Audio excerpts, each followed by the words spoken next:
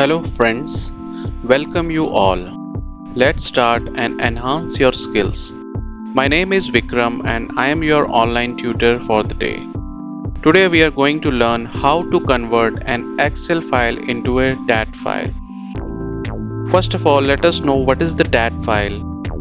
DAT file is a generic data file created by a specific applications and contains data in binary or text format. Sometimes some portals are only accepting files in DAT format, but our data files are in Excel format and there is a need to convert them into a DAT format. So let's start. So this is my Excel file which I need to convert into a DAT.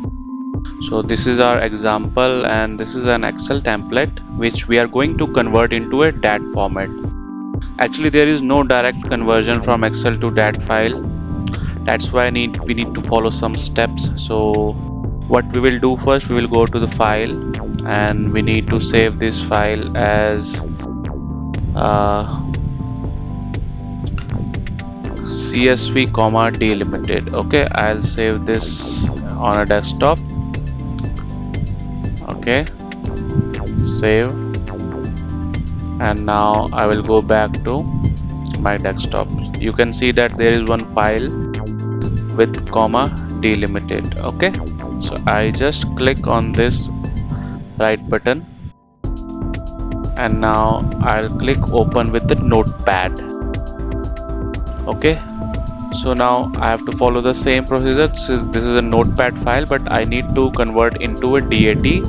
So I'll go to the file again and I have to click save as desktop, and I have to save as type all files, and the file name I have to give the extension .dat.